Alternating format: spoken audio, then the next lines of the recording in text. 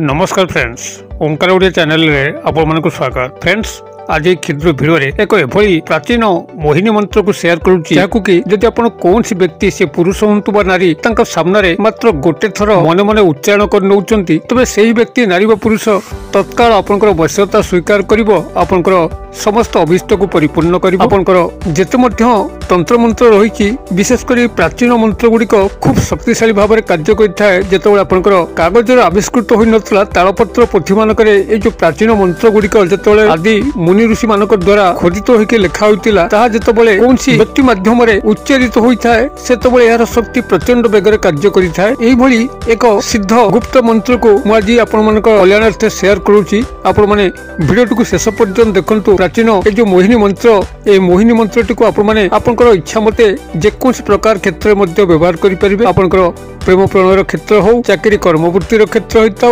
वाणिज्य व्यवसाय स्थली होता, परिवार रे किंबा सामाजिक सांस्कृतिक क्षेत्र में कौन नारी पुरुष को आपणार करने होता, अथवा जदि कौन शत्रु आपको से भाव में हैरान करुच्ची तार शत्रुता कबल मुक्ति पाइबापी आपण मोहिनी मंत्र सहारा नहीं चिर मित्रतार परिणत करें। आपंकर यही मोहिनी मंत्रटी खूब संक्षिप्त, खूब क्षुद्र एवं सरल शब्द विन्यास जहाँ कि कौन भाई और भौणी चाहिए अत्यंत सहजरे मुखस्थ करी मात्र गोटे थर कौन व्यक्ति नारी व पुरुषों पाखे यह प्रयोग करी जेकोसी मनर आशा अभिप्सा को मेंटेई पारिबो। तेबे ए चमत्कार नियारा मोहिनी मंत्रटी आपनकर सिद्धि करिवार आवश्यक नहीं, जेहेतु स्वयं सिद्ध केवल यह सूक्ष्म विधि मते ही यार शक्ति को हासिल करने अच्छी जहाँकि एक क्षुद्र भिडियो मुझे शेयर करूँ। भिडियो को निश्चित भाव में शेष पर्यंत देखंतु। चैनल को प्रथम बार आसते यही कंटेंट रुचि रोते चैनल को लाल कलर सब्सक्राइब बटन क्लिक करी बेल आइकन क्लिक करी एवं ऑल नोटिफिकेशन पर क्लिक करी चैनल को सब्सक्राइब कर जेबल कि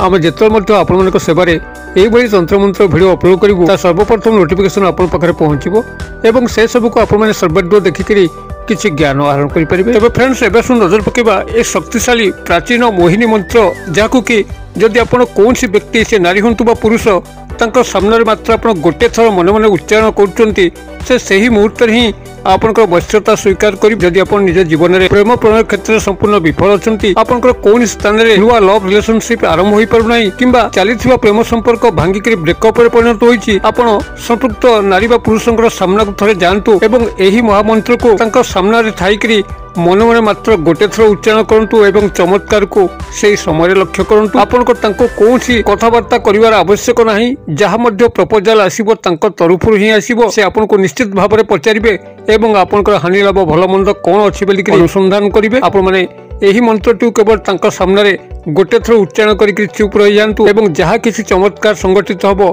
तरफ ही संगठित हम। तेबे जे केवल आपनकर प्रेम प्रणय क्षेत्र में यही प्राचीन मोहिनी मंत्रटी शक्तिशाली भाव में कार्य करे ताहा नुहे, बरं जदि आपनकर चाकरी कर्मवृत्ति क्षेत्र में आपण माने व्यवहार करके कौन स्थान चाकरी कर्मवृत्तिर आशा रखती ताहा मध्य पूर्ण हम। उपरिस्थ ऑफिसर को हाथ मुठा रखिक आपनकर चाकरी अग्रगति उन्नति करें।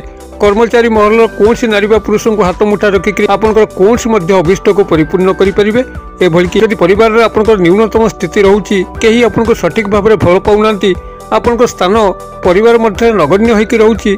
यही मोहिनी मंत्र को आपनकर परिवार जे लीडिंग अच्छा सामने केवल गोटे थर उच्चारण करूँ देखिए परिवार जे लीडिंग सदस्य अच्छा जहाँ कथार घर चल प्रचल होती ही हाथ मुठा रखिपारे एवं परिवार मध्य एक श्रेष्ठ स्थान को बजाई पारे। एभली कि जदि कौन शत्रु आपको बारंबार हैरान करुच्ची तेबे से शत्रु सामने जाइकरी आपण मन मन एक गोटे थर उच्चारण कर देखिए शत्रुटी तार शत्रुता भूली जीव आपन मित्रतार हाथ बढ़ेब। यही मोहिनी मंत्रटी को आपनकर इच्छा मते सामाजिक स्तर हो, सांस्कृतिक क्षेत्र हो, वाणिज्य व्यवसाय स्थल हो जेउठिकी आपनकर ग्राहक मानकर आगमन नितांत आवश्यक, आपनकर दुकान रे कारोबार निश्चित भाव में आवश्यक, जीवन को उन्नति पथर अग्रसर करने जदि कौन पुरुष व नारी साहचर्य एकांत आवश्यक होता है आपन से स्थान में यही मोहिनी मंत्रटी को मन मन गोटे थर उच्चारण करके चुप रही जातु देखिए से पुरुष एवं नारीटी आपनकर फल ही कार्य करिवो, आपनकर गुणगान करिवो, आपन सर्वस्थल ही विजय लाभ करेंगे। प्राचीन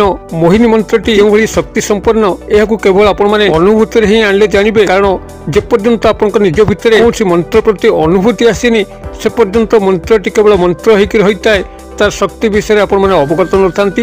ତେବେ ଯେଉଁଭଳି ଭାବରେ ସାମାନ୍ୟ ବିଧିକୁ ନିର୍ଦ୍ଦେଶ କରୁଛି କେବଳ ଆପଣମାନେ ତାକୁ ଗୋଟେ ଥର ପାଳନ କରନ୍ତୁ ଏବଂ ଏହାର ଚମତ୍କାରକୁ ଲକ୍ଷ୍ୟ କରନ୍ତୁ। ଆପଣମାନେ ଏହି ମୋହିନୀ ମନ୍ତ୍ରର ଶକ୍ତିଟିକୁ ପ୍ରାରମ୍ଭିକ ଭାବରେ ଆପଣଙ୍କର ଗ୍ରହଣ କରିବା ପାଇଁ ଅଛି। ଏହି ବିଧି ମତେ ଆପଣ ତା ପାଇଁ ଗୋଟିଏ ସଂଗ୍ରହ କରିବେ ଗୋଲାପ ଫୁଲର ଅତର।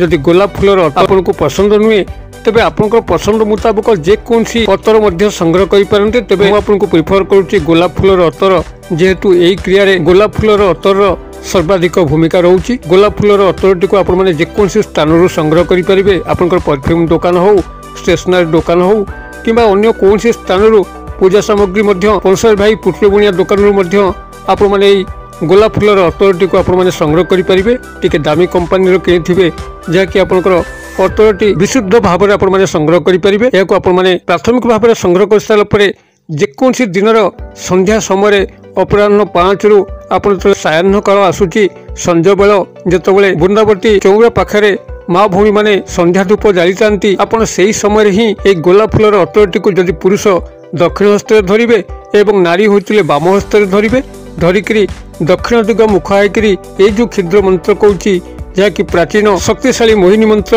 ତାକୁ ଆପଣମାନେ ସେଠି 11 ଥର ହିଁ ଉଚ୍ଚାରଣ କରିବେ ଏବଂ 11 ଥର ଉଚ୍ଚାରଣ କରିସାରିଲା ପରେ ଏହି ଯୋଉ ଗୋଲାପ ଫୁଲର ଅତରଟି ଆପଣଙ୍କର ପୁରୁଷ ହୋଇଥିଲେ ଦକ୍ଷିଣ ହସ୍ତରେ ଥିଲା କିମ୍ବା ନାରୀ ହୋଇଥିଲେ ବାମ ହସ୍ତରେ ଥିଲା, ସେଇ ଗୋଲାପ ଫୁଲର ଅତରକୁ ଚାହିଁକିରି ଆପଣମାନେ 11 ଥର ମଧ୍ୟ ଫୁଙ୍କ ଦେବେ। ଏହାପରେ ଆପଣଙ୍କର ଗୋଲାପ ଫୁଲର ଅତରଟି ଅଭିମନ୍ତ୍ରିତ ହୋଇଯିବ ଏବଂ ସେଇ ଗୋଲାପ ଫୁଲର ଅତରଟିକୁ ନିୟମିତ ଆପଣଙ୍କର ସକାଳ ସ୍ନାନ ପରେ ନିଜ ଦେହରେ ପ୍ରଥମେ ଲଗେଇକି ତାପରେ ପୋଷାକଟିକୁ ପିନ୍ଧିବେ ଏବଂ ଏହି କ୍ରିୟାଟିକୁ 21 ଦିନ ପାଇଁ ବଜାୟ ରଖିବେ। ଆପଣ ଯେତେବେଳେ ମଧ୍ୟ ଯେଉଁ ବ୍ୟକ୍ତି ନାରୀ ବା ପୁରୁଷଙ୍କର ସାମ୍ନାକୁ ଯିବେ, ଆପଣ ତାଙ୍କ ସାମ୍ନାରେ ଠିଆ ହେଇକିରି କେବଳ ମନେ ମନେ ଏହି ମନ୍ତ୍ରଟିକୁ ମାତ୍ର ଗୋଟେ ଥର ଉଚ୍ଚାରଣ କରିବେ। ଏହି ହେଉଛି ଏହାର ସୂକ୍ଷ୍ମ ପ୍ରକ୍ରିୟା। ଏହାରି ମାଧ୍ୟମରେ ଆପଣ ସର୍ବଜନଙ୍କର ପ୍ରିୟ ଭାଜନ ହୋଇପାରିବେ, ସର୍ବସ୍ଥାନରେ ବିଜୟ ଲାଭ କରିପାରିବେ, ସମସ୍ତଙ୍କର ଆଦର ପ୍ରଶଂସାକୁ ଲାଭ କରିପାରିବେ। ତେବେ ଏହି ପ୍ରାଚୀନ ମୋହିନୀ ମନ୍ତ୍ରଟିକୁ ଆପଣମାନଙ୍କର କଲ୍ୟାଣାର୍ଥେ ସେୟାର କରୁଛି। କାଗଜ କଲମରେ ଟିପି ନିଅନ୍ତୁ। ମନ୍ତ୍ରଟି ଆପଣଙ୍କର ଏଇଭଳି ରହିବ, ଓಂ ନମୋ ମୋହିନୀ ମହାମୋହିନୀ ଆଦି ରୂପିଣୀ ସ୍ୱାହା। ମୁଁ ଆଉଥରେ କହିଦେଉଛି, ଓಂ ନମୋ ମୋହିନୀ ମହାମୋହିନୀ ଆଦି ରୂପିଣୀ ସ୍ୱାହା। ମୁଁ ଭାବୁଛି ଏହାର ବନାନ ଡାକିବା ପାଇଁ ପଡ଼ିବ ନାହିଁ, ଯେହେତୁ ସରଳ ଶବ୍ଦ ବିନ୍ୟାସ। ତଥାପି ମୁଁ ଆଉଥରେ କହିଦେଉଛି, ଶୁଣି ନିଅନ୍ତୁ। ଓಂ ନମୋ ମୋହିନୀ ମହାମୋହିନୀ ଆଦି ରୂପିଣୀ ସ୍ୱାହା।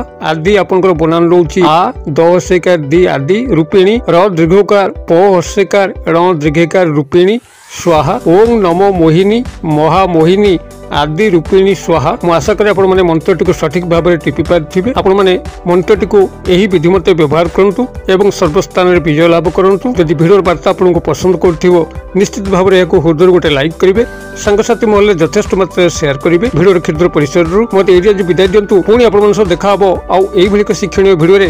ସେ ପର୍ଯ୍ୟନ୍ତ ଦର୍ଶକ ବନ୍ଧୁ ଆପଣମାନେ ସମସ୍ତେ ମଙ୍ଗଳମୟଙ୍କ କୃପାରୁ ଭଲରେ ଥାନ୍ତୁ। ରହୁଛି। ସର୍ବେ ଭବନ୍ତୁ ସୁଖିନ, ସର୍ବେ ସନ୍ତୁ ନିରାମୟା, ସର୍ବଭଦ୍ରାଣି ପଶ୍ୟନ୍ତୁ ମା କଶ୍ଚିତ୍ ଦୁର୍ଭାଗ୍ୟ ଭବେତ୍। ଓಂ ଶାନ୍ତି, ଓಂ ଶାନ୍ତି, ଓಂ ଶାନ୍ତି। ନମସ୍କାର।